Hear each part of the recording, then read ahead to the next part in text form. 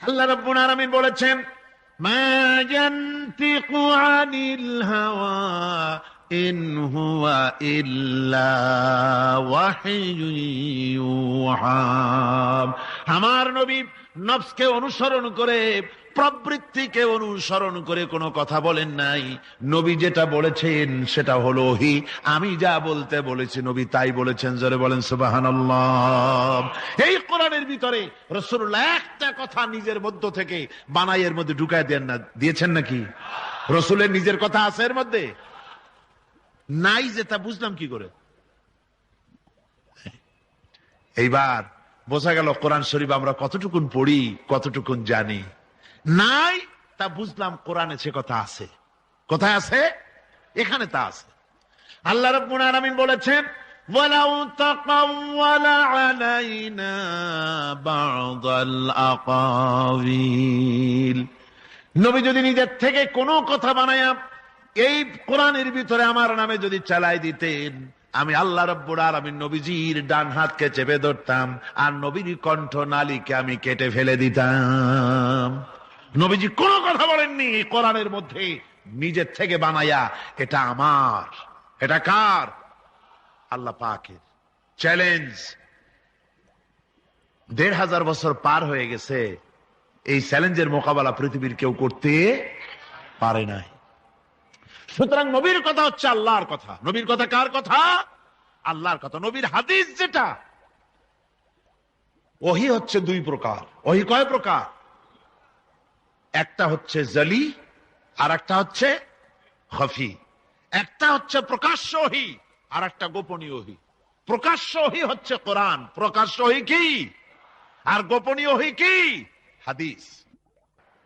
হুজুর বলেছেন, হুজুর তো কোন কলেজে পড়েন নাই। কি বলেন, কলেজে পড়েছেন? কোন কলেজে মাদ্রাসায় পড়াশোনা করেন নাই, অথচ আল্লাহর নবী বলেছেন, ইন্নামা বুইসতু মুআল্লিমান, আমি শিক্ষক হিসাবে দুনিয়ার বুকে প্রেরিত হয়েছি। লেখাপড়া কোথাও করেন নাই, অথচ হুজুর বলছেন আমি শিক্ষক। অর্থাৎ গোটা পৃথিবীর সর্বকালে সর্বযুগের মহান শিক্ষক হচ্ছেন মুহাম্মদ রাসূলুল্লাহ সাল্লাল্লাহু আলাইহি ওয়াসাল্লাম। শিক্ষা তার মধ্যে পরিপূর্ণ ছিল। আল্লাহ তাকে শিখিয়েছেন, সব কথা তিনি বলেছেন।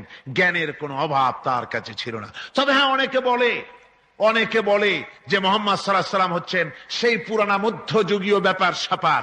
ওই মধ্যযুগীয় কোনো কথা আজকের যুগে চলতে পারে না। এটা হলো জ্ঞান বিজ্ঞানের যুগ। আমরা কিছু মঙ্গল গ্রহে যাব করতেছি, চাঁদ দখল করে ফেলেছি সেই কবে।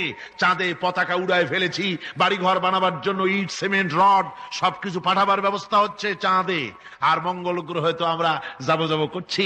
মুহাম্মদ সাল্লাল্লাহু আলাইহি ওয়াসাল্লাম কি চাঁদে নেমেছেন কখনো? এগুলি বেকুবদের প্রশ্ন। কাদের প্রশ্ন? বেকুবদের প্রশ্ন। আর মিয়া, তোমার বিজ্ঞান তো গেছে শুধু চাঁদে। চাঁদ কদ্দূর? মাত্র 2,32,000 মাইল দূরে। চাঁদ মাত্র 2,32,000 মাইল দূরে একটি উপগ্রহ মাত্র। পৃথিবীর সবচাইতে নিকটতম প্রতিবেশী, নিকটতম উপগ্রহ হচ্ছে চাঁদ। দৃষ্টান্ত দিতে গিয়ে আমি ওই ছোট্ট স্টোরিটি বুঝাবার জন্য মানুষের সামনে বলি। একবার এক স্বামী আর স্ত্রী দুজনে ঝগড়া লেগেছে। স্বামী স্ত্রীর ঝগড়ায়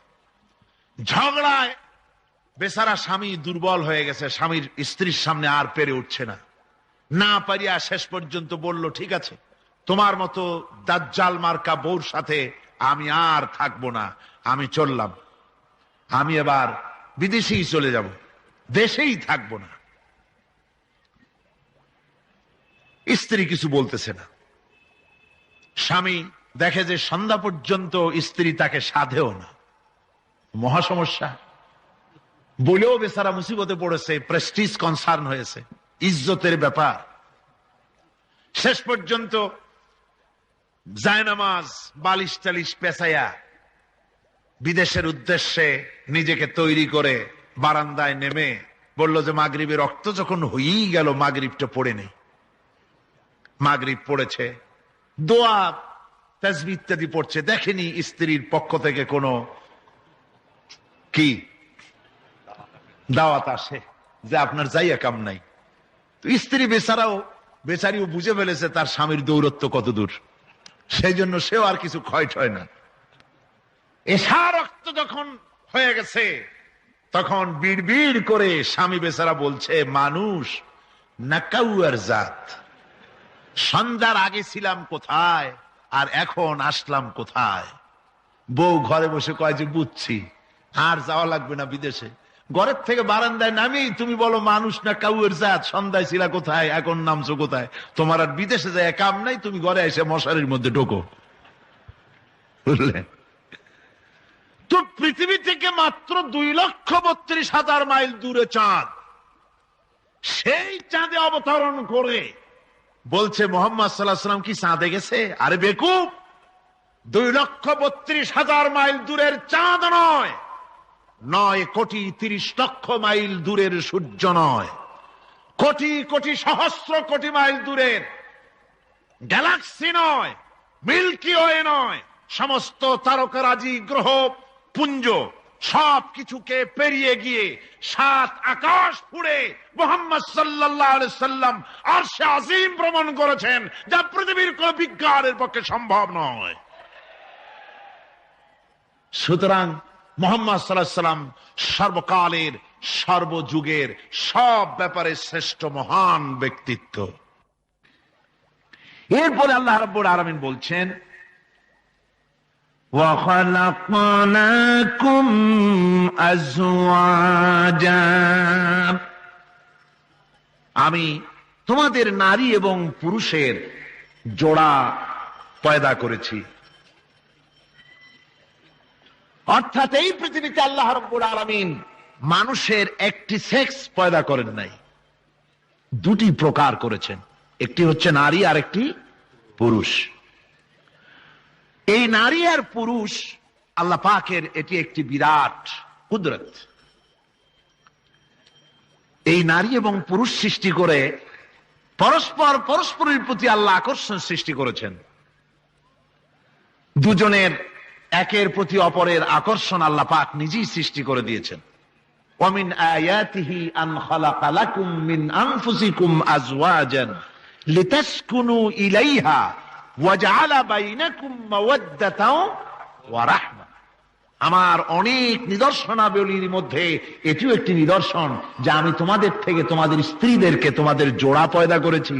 আর কি করেছি, কেন করেছি? লিতাসকুনু ইলাইহা, যাতে করে তোমরা পরস্পরের কাছ থেকে শান্তি, প্রীতি, প্রেম, ভালোবাসা, মহব্বত লাভ করতে পারো। এটা আমার নিদর্শন একটি। কিরকম নিদর্শন?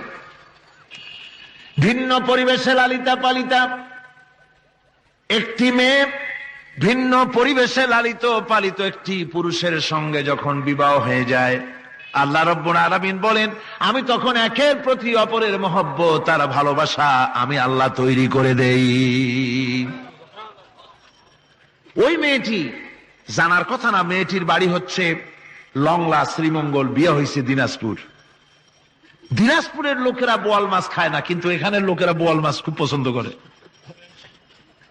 কথা বুঝতে পেরেছে? এখানে কথাবার্তা এক রকমের, সেখানের কথাবার্তা আর এক রকমের। এই দুইটা মিলাইয়া খিতে হয়েছে তো খিতে হয়েছে। কথা বুঝতে এখন উপায়টা কি?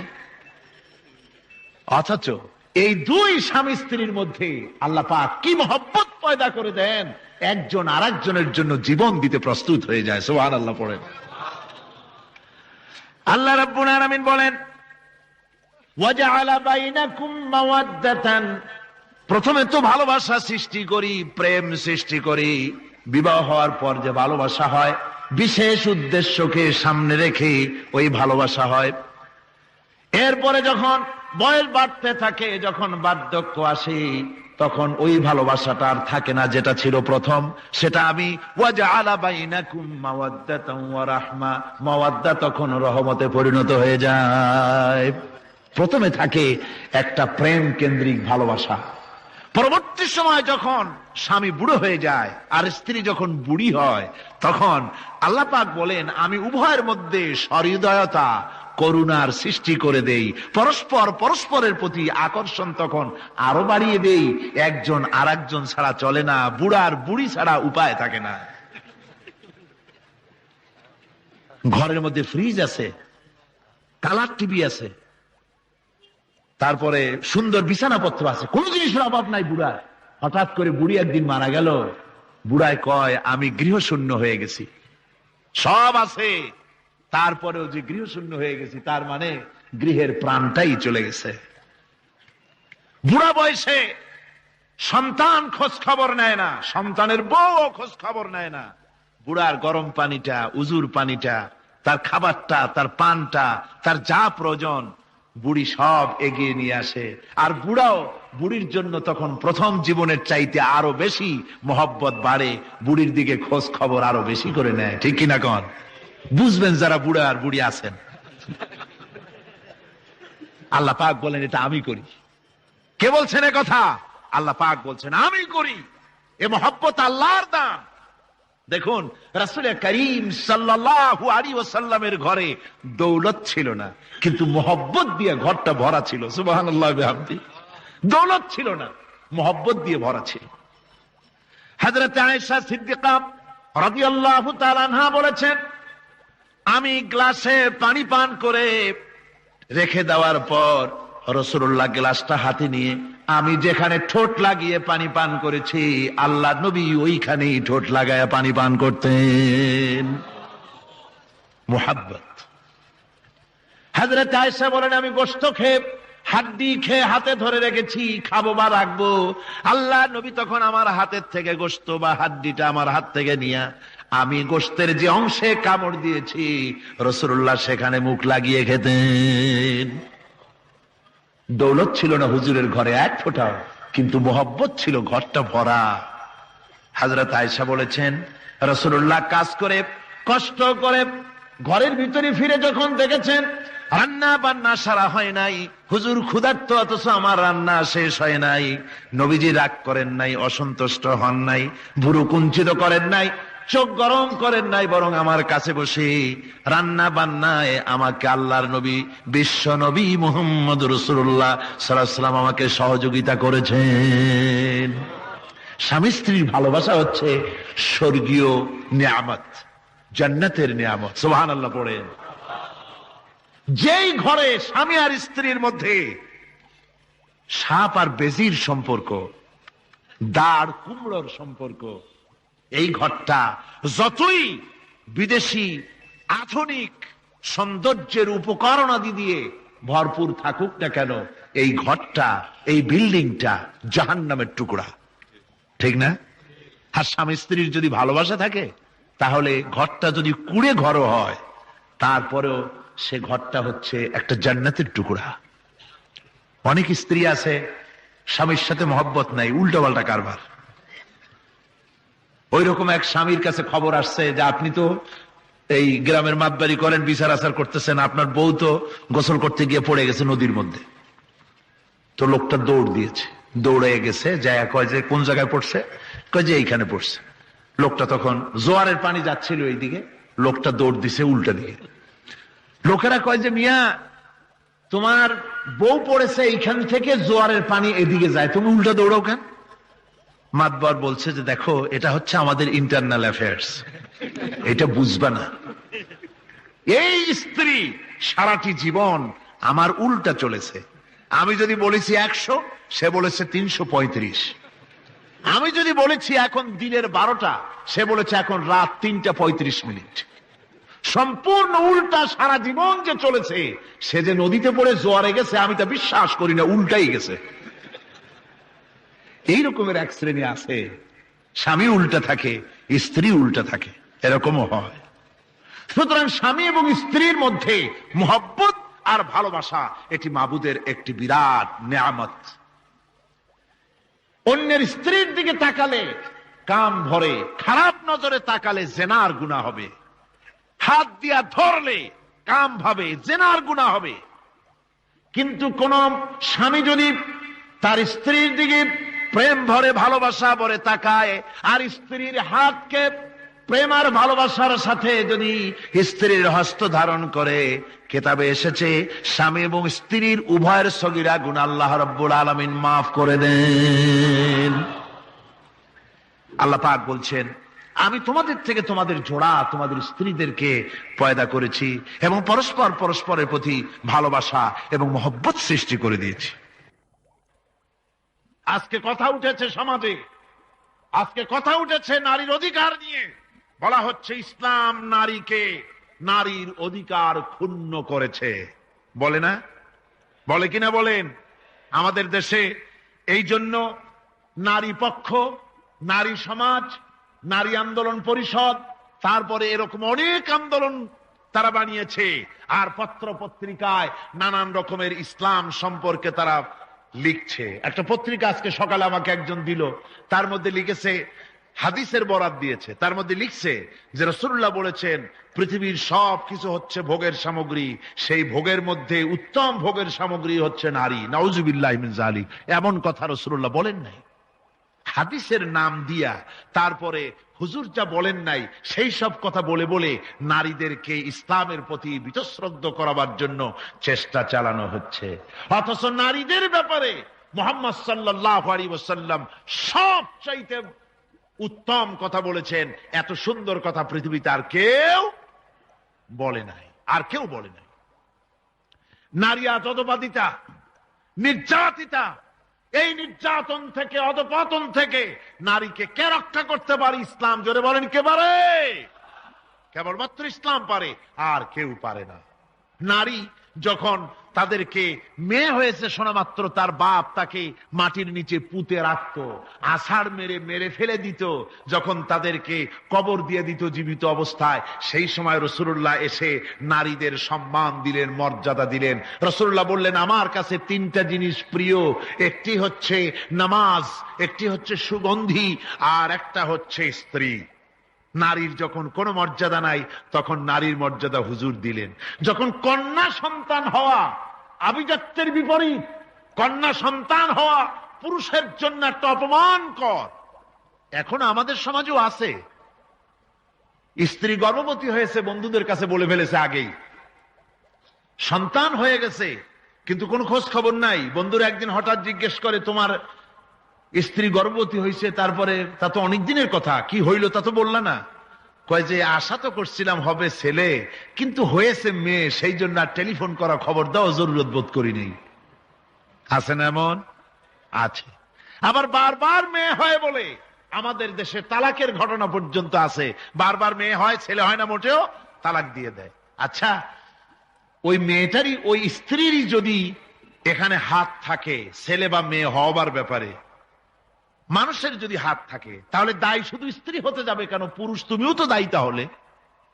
আসলে ছেলে এবং মেয়ে হওয়ার জন্য স্বামী এবং স্ত্রী কেউ দায়ী নয়। ব্যাপারটি আল্লাহ। ব্যাপারটি কার?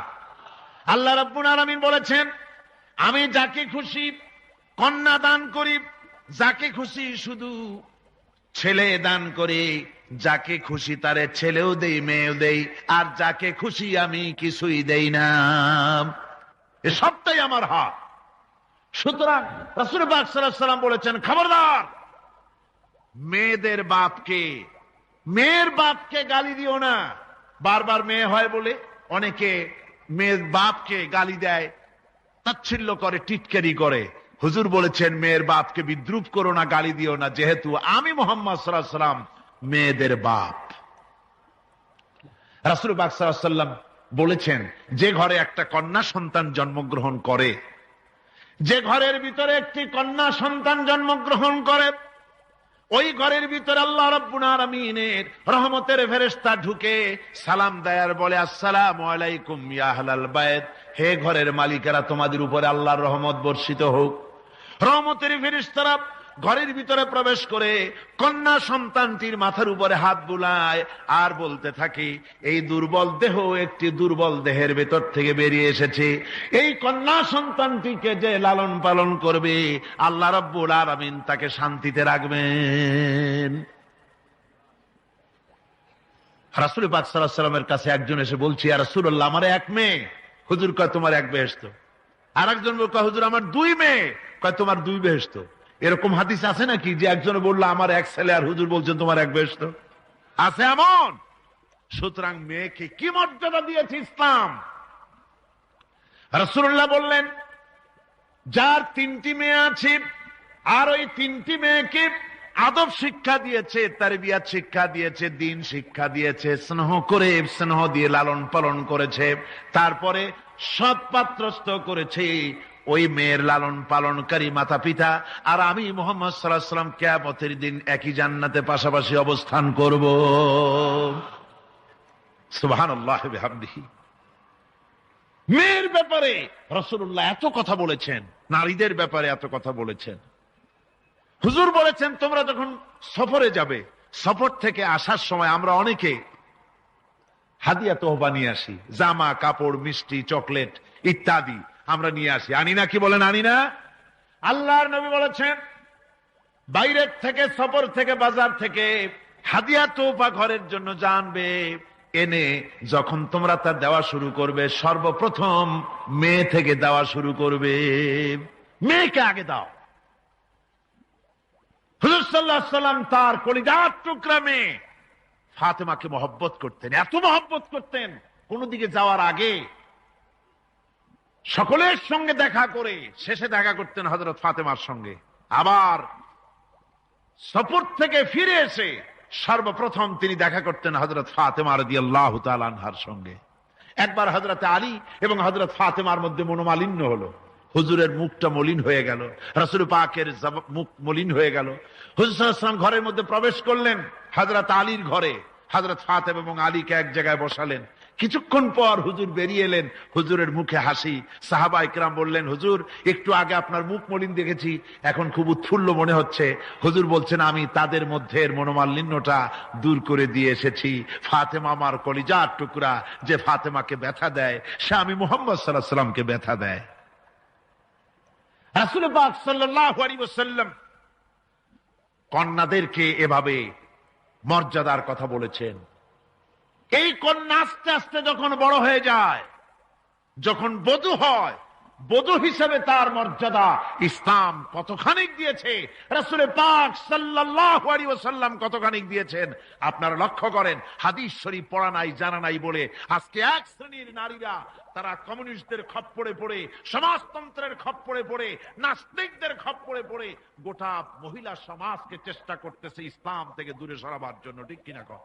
হযরত আয়েশা বলেছেন আমি যখন ঘরে কাজ করতেছি, হুজুর বাইরের থেকে এসে দেখেছেন আমার রান্না করতে দেরি আছে, খাবার দাবার এখনো রেডি হয় নাই, হুজুর ক্ষুধার্ত, কিন্তু হুজুর ভুরু কুঞ্চিত করেননি, হুজুর বিরক্ত হননি, হুজুর আমাকে গালমন্দ করেননি, আমার কাছে বসে তিনি আমার রান্নার সহযোগিতা করেছেন। সুবহানাল্লাহি ওয়া বিহামদিহি।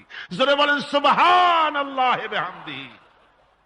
ভাইরা আমার, হযরতে আয়েশা সিদ্দিকা রাদিয়াল্লাহু তাআলা আনহা বয়সে কম ছিলেন অন্যদের চাইতে। বিশ্বনবী সমস্ত রাজকার্য, রাষ্ট্রীয় কার্য, নবুয়তের দায়িত্ব পালন করে স্ত্রীর হক আদায় করতে ভুলে যাননি। আধো আধো জ্যোৎস্না প্লাবিত রাত রাসূলুল্লাহ হযরত আয়েশাকে বলছেন চলো আমরা একটু পায়চারি করে আসি বাইরের থেকে। ঘুরতে ঘুরতে হুজুর বলছেন দেখো তো ওই যে দূরে দেখা যায় একটা জিনিস, চলো আমরা দৌড় দেই, দেখি কে আগে ওই জায়গায় পৌঁছতে পারে। দুজনে মিলে দৌড় দিলেন। হযরত আয়েশা বললেন আমি হুজুরকে পেছনে ফেলে দ্রুত গতিতে আমি দৌড়ে লক্ষ্যবস্তুর কাছে চলে গেলাম। হুজুর সাল্লাল্লাহু আলাইহি ওয়াসাল্লাম যখন ধীরে সুস্থে আমার কাছে এলেন, আমি বললাম দেখছেন আপনি কিন্তু আমার সাথে দৌড়ে পারেন নাই। হযরত আয়েশা বলছেন এর কিছু কাল পরে আবার একদিন রাসূলুল্লাহ দৌড় প্রতিযোগিতার ব্যবস্থা করলেন, দৌড় দিলাম। হযরত আয়েশা বলছেন সেই সময়ের তুলনায় আমার শরীর কিছুটা স্থূল এবং ভারী হয়ে গেছে, আমি দৌড়াইয়া পারলাম না, আমি পেছনে পড়ে গেলাম। হুজুর আমার আগে চলে গেলেন লক্ষ্যবস্তুর কাছে। আমি হাঁপাতে হাঁপাতে যখন রাসূলের কাছে চলে গেছি, রাসূল পাক মুস্কি হেসে আমাকে বললেন আয়েশা ওই সেই দিনের প্রতিশোধ আজকে নিলাম। সুবহানাল্লাহি ওয়া বিহামদিহি। সেদিনের জবাব আজকে দিয়ে দিলাম। স্বামী স্ত্রীর দাম্পত্য জীবনের এই দৃশ্য কতখানি উপভোগ্য। সুবহানাল্লাহি ওয়া বিহামদিহি। এই জন্য স্বামী স্ত্রীর ভিতরে যে মুহাব্বত, এটা বেহেশতি অবদান, এটা জান্নাতের অবদান, এটা আল্লাহর নিয়ামত। এটা কি ধরে কোন আল্লাহর নিয়ামত। এই নিয়ামত যে ঘরের মধ্যে আছে সে ঘরটা বেহেশত। সে ঘরটা কি? বেহেশত। আর আপনার ঘরের মধ্যে রেডিও আছে, টিভি আছে, ফ্রিজ আছে, ডিসি আছে, এসি আছে, কত কিছু আছে, কিন্তু স্বামী স্ত্রীর মধ্যে সাপে আর বেজির সম্পর্ক। দাঁড় কুমড়ার সম্পর্ক, এই ঘরটা জাহান্নামের শামিল। আছেন এক পদের স্ত্রী, স্বামীও আছে এরকম এক পদের স্বামী আছে, সমানে পিটায় মেয়ে লোক, পিটাইতেই থাকে। বুঝলেন, রাসূলুল্লাহ বলেছেন খবরদার স্ত্রীদেরকে মেরো না, দাসীদের মতো প্রহার করো না। তাহলে আগামী রাত্রে যখন তার কাছে তুমি যাবে তখন কি তোমার শরম করবে না? রাসূল পাক সাল্লাল্লাহু আলাইহি ওয়াসাল্লাম নারী পুরুষের সমান অধিকার দিয়েছে। ভালোবাসা এবং মহব্বত থাকতে হবে, একে অপরের উপরে বাজিমাত করার প্রতিযোগিতা থাকা উচিত নয়। স্বামী হয়েছেন বলে তিনি একেবারে নওয়াবজাদা নসরুল্লাহ খান হয়ে যাবে তা না। আবার স্ত্রী স্বামীকে গোলাম হিসাবে ব্যবহার করবে তাও না। ভালোবাসা, শ্রদ্ধা, পারস্পরিক মহব্বত হিসেবে মর্যাদা সমান রাখা হয়েছে। কিন্তু মাঝে মধ্যে দেখা যায়, কিছু অভিযোগ পাওয়া যায়, স্ত্রীরা এমনও করে স্বামীকে একেবারে গোলামদের মতোই রাখে। এই রকমের এক শ্রেণীর আছে। সমান অধিকারের চিন্তা নিয়ে স্বামী নির্যাতনের কোনো প্রশ্নই ওঠে না। রাসূলুল্লাহ আবার মর্যাদা পুরুষের এক ধাপ বাড়ায় দিয়েছেন। আল্লাহর নবী বলেছেন, এই পৃথিবীতে মানুষকে যদি আমি মানুষের সামনে সেজদা করার জন্য যদি অর্ডার করতাম, তাহলে দুনিয়ার সমস্ত নারীদেরকে অর্ডার করতাম তার স্বামীকে সেজদা করার জন্য। মর্যাদা বাড়ানো রয়েছে, কিন্তু অধিকার সমান, সমান অধিকার দেওয়া হয়েছে। ইসলাম নারীর অধিকার দিয়েছে, স্বামী স্ত্রীর মহব্বত এবং ভালোবাসা সৃষ্টি করে দিয়েছেন। এটা আল্লাহর নিয়ামত। আমার বন্ধুগণ, আজকে আমার সমাজে বলা হচ্ছে নারীদেরকে ঠকাইছে ইসলাম। বলে কি দিয়ে ঠকানো হলো? বলে ইসলাম ঠকিয়েছে একটা ছেলে সমান দুইটা মেয়ে। একটা ছেলেতে যা পাবে দুইটা মেয়েতে তাই পায়, এই জন্য মেয়েকে ঠকানো হয়েছে। একথা বলেছেন আমাদের দেশের সুপ্রিম কোর্টের একজন চিফ জাস্টিস, অবসরপ্রাপ্ত, নাম নেব না আমি। তো আমরা এটা শোনার পরে বললাম যে বাংলাদেশ পৃথিবীর দ্বিতীয় বৃহত্তম মুসলিম দেশ, এই দেশের সুপ্রিম কোর্টের চিফ জাস্টিস হয়ে কোরআন সম্পর্কে জ্ঞান এত নগণ্য, এত কম, এত পুর, তার জ্ঞানের এই বহর দেখে আমাদের শুধু করুণাই হয়। কোরআনে কারীমের এক জায়গায় তিনি দেখেছেন এক ছেলে সমান দুই মেয়ে, কিন্তু মেয়েকে যে আরো অনেক জায়গা থেকে দেওয়া হয় তা কি লক্ষ্য করো নাই? ছেলে তো এক জায়গায় পিতার কাছ থেকে বোনের ডাবল পেল, বোনের তুলনায় বেশি পেল এক জায়গায়, কিন্তু বোনকে মেয়েকে অনেক জায়গা থেকে আল্লাহ দেওয়ার ব্যবস্থা করেছেন। এই মেয়ে লোকটি পিতার কাছ থেকে পাবে, স্বামীর কাছ থেকে পাবে, ছেলের কাছ থেকে পাবে, ভাইয়ের কাছ থেকে পাবে, মায়ের কাছ থেকে পাবে, 5 জায়গা থেকে পাওয়ার ব্যবস্থা আল্লাহ তাকে করে দিয়েছেন। জোরে বলেন সুবহানাল্লাহ। 5 জায়গা থেকে তার পাওয়ার ব্যবস্থা আছে। এক জায়গায় একটু ছেলেকে বেশি দিয়েছে দেখেই তার চোখ কাড়া হয়ে গেছে। আল্লাহর উপরে কমেন্ট করতেছে, নাউযুবিল্লাহি মিন যালিক। নারীকে ইসলাম সবচাইতে বেশি অধিকার দিয়ে তাকে প্রতিষ্ঠিত করেছে, সবচাইতে বেশি অধিকার তার, সব জায়গায় তাকে প্রতিষ্ঠিত করা হয়েছে। নারীদেরকে মহারণা দেওয়া ফরজ করে দেওয়া হয়েছে। নামাজ রোজা যেমন ফরজ, মহারণা দেওয়া তেমন কি?